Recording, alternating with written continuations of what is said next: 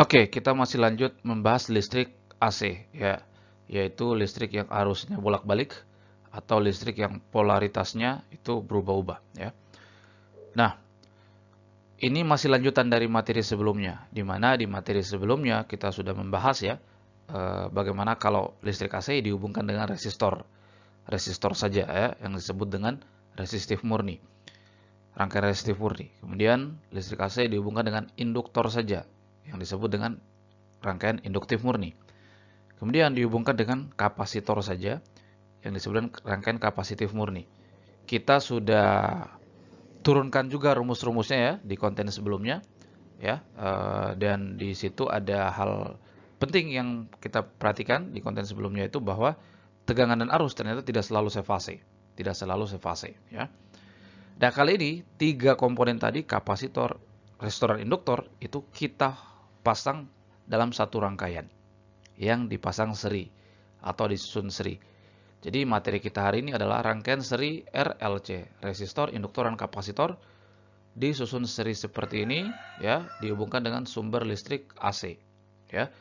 Dengan nilai tegangannya adalah yang berubah-ubah terhadap waktu tentu saja ya, yaitu tegangan maksimal sin omega T. Sin omega T ini adalah sudut fase dari si tegangan sumber ini ya. Nah, maka kita coba lihat kembali rumus-rumus di konten sebelumnya ya, di mana pada rangkaian resistif murni atau resistor saja arus listrik yang mengalir di rangkaian kan seperti ini ya. Di konten sebelumnya kan, di mana kita tahu ternyata antara arus dan tegangan itu sudut fasenya sama. Jadi fasenya sama ya. Sama di sini sudut fase sama omega T ya.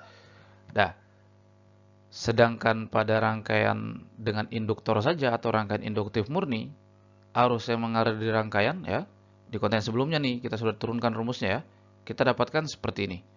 Ya, jadi ternyata arus yang mengalir di rangkaian induktif murni itu ya terlambat 90 derajat dibanding tegangan.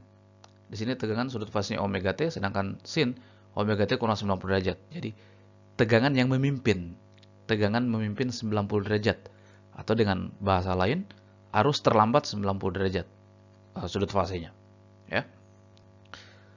Nah, sedangkan pada rangkaian kapasitif murni di konten sebelumnya kita dapatkan rumus arus yang mengalir di rangkaian itu adalah seperti ini. Ya, jadi arus itu mendahului dibanding tegangan, mendahului 90 derajat. Ya, jadi beda fasenya 90 derajat nih. Ya, beda sudut fasenya. Arus mendahului atau memimpin 90 derajat dibanding tegangan. Atau dengan kalimat lain, tegangan terlambat 90 derajat ya. Jadi pada rangkaian induktif murni atau yang induktor saja, tegangan yang memimpin 90 derajat. Kalau kapasitif murni, arus yang memimpin 90 derajat. Nah sekarang bagaimana nih kalau kita pasang sekaligus tiga gini? Maka ketiga-tiga ini berlaku di sini. Ketiga-tiga ini berlaku. Ya. Nah untuk itu kita bisa menganalisanya ya dengan menggunakan diagram fasor sebelumnya yang kita sudah bahas ya. Diagram fasor kita ambil acuan arus ya. Jadi kita fokus kita di sini mau coba mengurai tegangan ya di rangkaian ini dengan acuan kita adalah arus. Acuannya gimana? Misalnya arusnya di sini nih. Ya. Di sini fasenya di sini misalnya ya. Katakanlah di sini. Nah, maka kalau kita coba lihat tegangan di resistor, ini kan antara arus dan tegangan ya sefase. Berarti tegangan di resistor itu di sini juga kan sejajar dengan arus. Bukan hanya sejajar tapi searah gitu ya. Karena sudut fasenya sama. Kalau di resistor kan antara arus dan tegangan sudut fasenya sama berarti gini. Nah, sedangkan tegangan di induktor ya.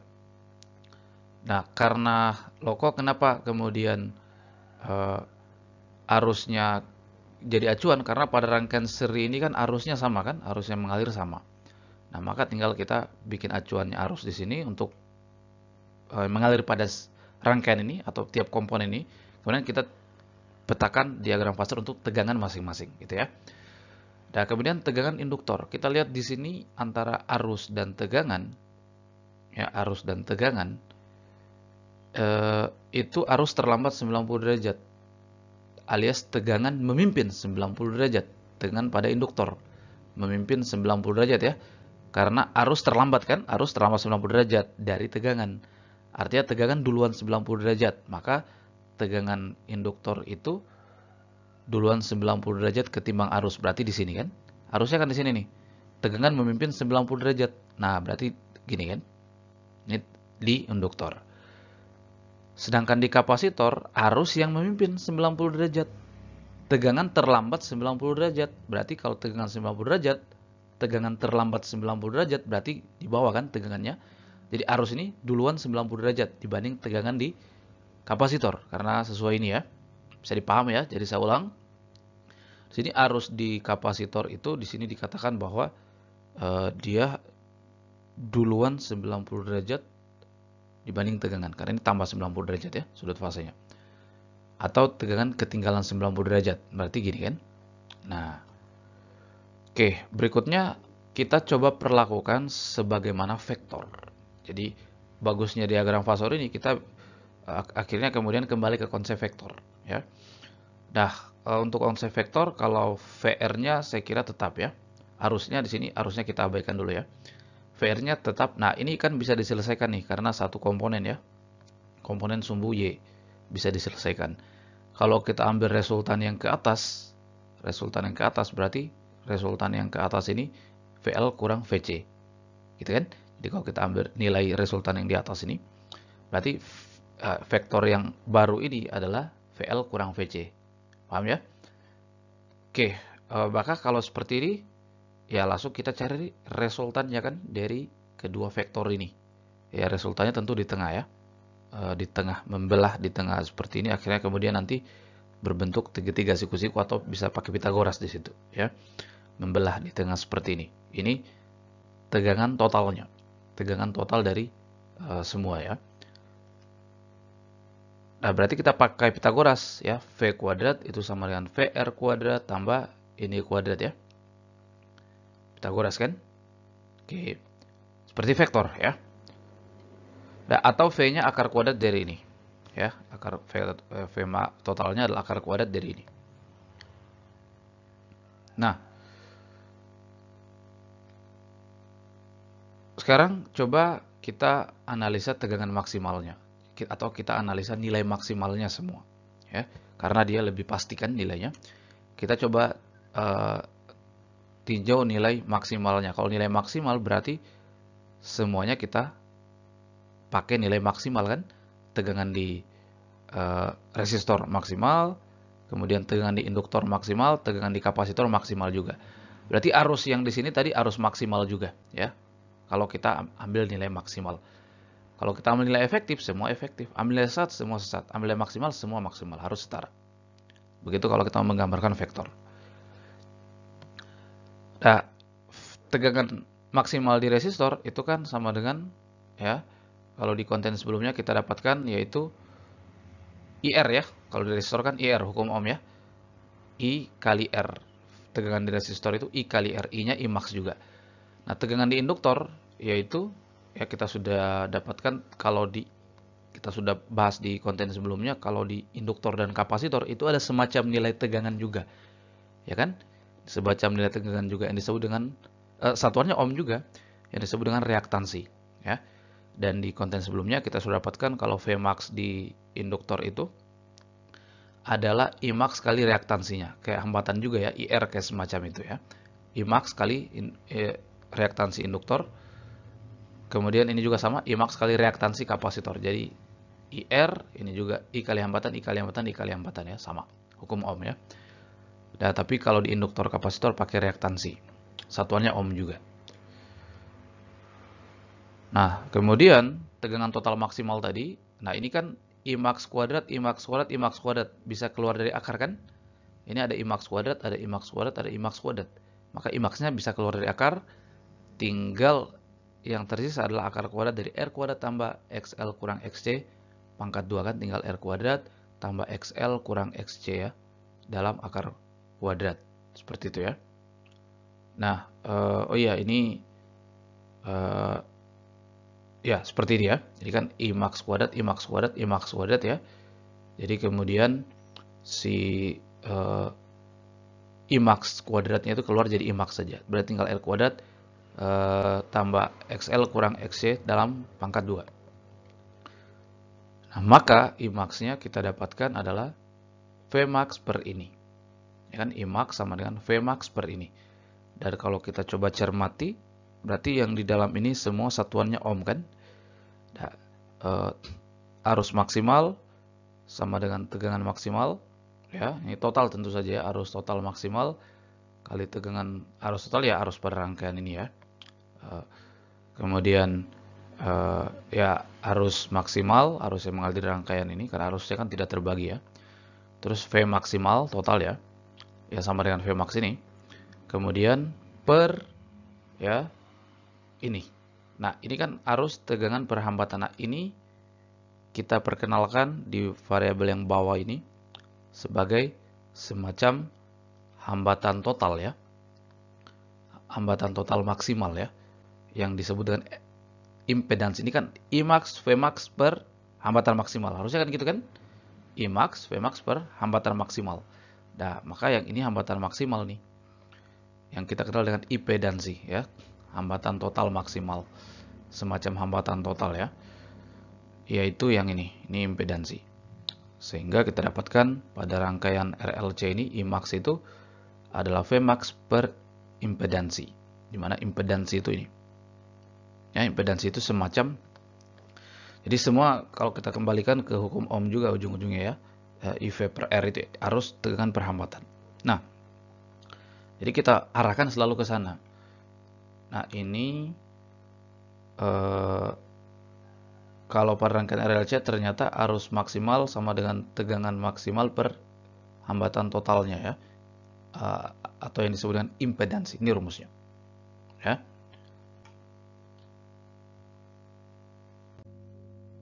Nah, sekarang muncul pertanyaan, lalu sekarang kalau seperti ini, beda fase antara tegangan total dan arusnya gimana dong? Ya kan? Beda fase antara tegangan total dan arus yang mengalir di rangkaian ini. Antara V, tegangan total, dan arus. Gimana? Ya kan, kalau rangkaiannya sudah seperti ini. Nah, maka kita tuliskan di sini. Beda sudut fasenya ya, atau sudut yang terbentuk antara tegangan dan arus atau perbedaannya ya. Nah, yaitu kita misalkan pi ya.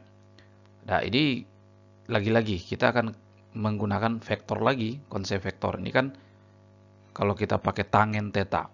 Tangen theta kan berarti ya kalau cari tangen theta ya ini per ini ya. Sin juga sebetulnya bisa sih, cos juga bisa-bisa saja ya. Nah, tapi yang umum kan pakai tangen kan kalau mau mencari sudut di sini. Kenapa? Karena itu melibatkan sisi mendatar dan sisi vertikal saja. Jadi tidak perlu kita pakai sisi yang miring ini. Ya, tapi kalau pakai sin, pakai cos boleh juga. Namun akan melibatkan sisi yang miring. Oke, kita pakai tangen pi atau mencari sudut pi tadi ya. Berarti adalah ini sisi depannya per sisi dekatnya ini kan. Nah, sisi depannya per sisi dekatnya. Kita ambil tadi nilai maksimal ya. Konsisten. Nilai maksimalnya ini nilai maksimal, ini juga nilai maksimal. Nah, ini kita jabarkan lagi. Ya. Tegangan maksimal itu untuk di induktor itu arus maksimal kali tadi ya reaktansinya. Terus sama juga di kapasitor, yaitu arus tegangan maksimal di kapasitor itu arus maksimal ya kali ya tadi ya reaktansi kapasitornya. Per ini tegangan di resistor yaitu I max kali R. Oke, I max kali nilai hambatan. Nah, ini ya I max-nya bisa coret nih. I max-nya saling membagi ya.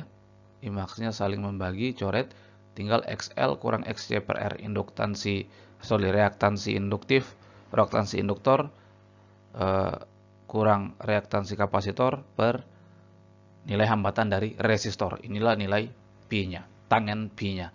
Berarti kalau kita mau cari Pi tinggal arkus tangen kan, arkus tangen dari ini. Ya. Sekedar untuk mengingat kembali ya, di materi sebelumnya itu kita peroleh kalau XL atau reaktansi induktor itu 2πf kali induktansi diri ya. Atau ini kan omega ya, omega L. Atau omega kan 2πf atau 2π per T boleh periode. Nah, sedangkan untuk reaktansi kapasitor itu kan seper omega C ya. Omeganya 2πf atau 2π per T boleh. Oke, sekarang ada beberapa kondisi nih yang bisa terjadi pada rangkaian RLC ini. Pertama misalnya, kalau frekuensinya tinggi. Jadi frekuensi tinggi itu maksudnya osilasi muatannya itu cepat sekali. Ya. Jadi banyak sekali osilasi yang terjadi dari muatan yang bolak-balik ini. Tiap detik itu banyak sekali, itu frekuensinya tinggi. Kalau frekuensinya tinggi, F-nya tinggi, apa yang terjadi? Kalau F-nya tinggi, F-nya besar ya. Kalau F-nya besar, maka XL jauh atau lebih besar daripada XC. Kalau XL lebih besar daripada XC, ya, berarti yang ini positif kan nilainya? Positif ya. Nah, kalau positif berarti bagi R kan selalu positif, maka nilai tangen akan bernilai, tetanya akan bernilai positif. Ya, tetanya akan bernilai positif.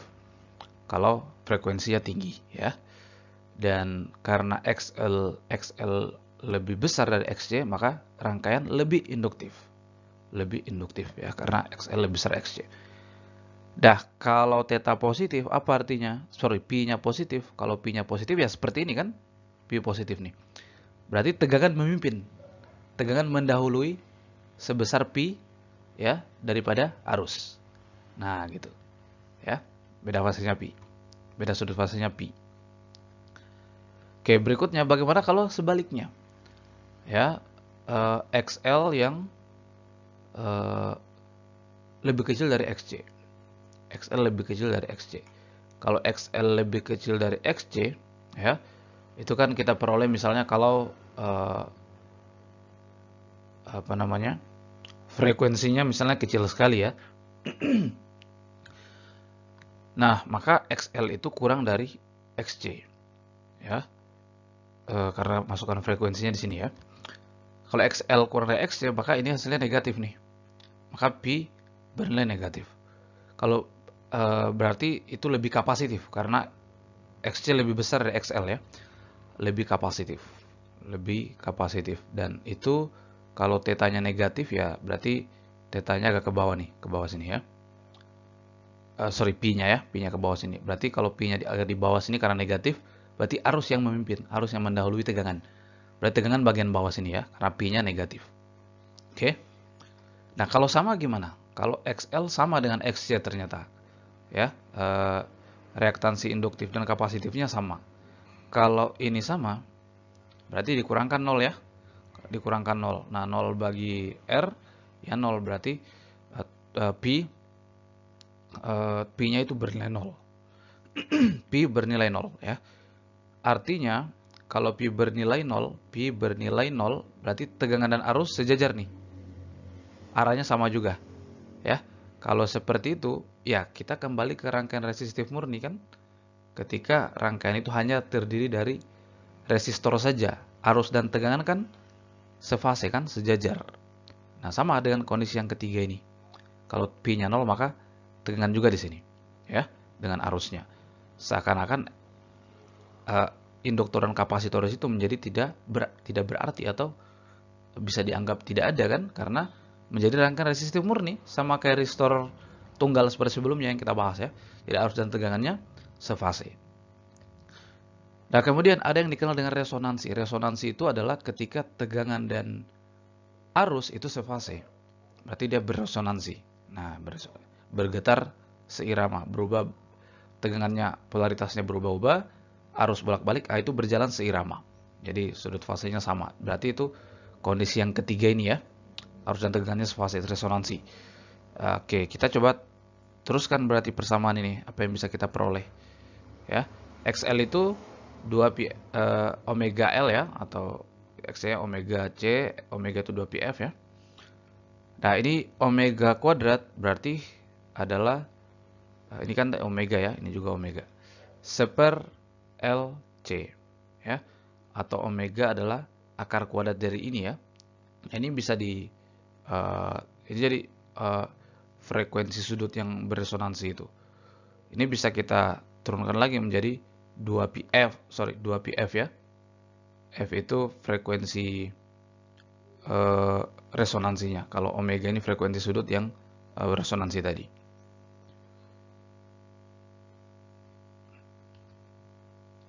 Di omega atau frekuensi sudut resonansi adalah akar kuadrat 1 per LC. R induktansi diri, C kapasitansi kapasitor. W ini masih bisa diteruskan ya. Kalau kita mau ganti 2πf boleh. Maka kita dapat frekuensi untuk frekuensi itu ya.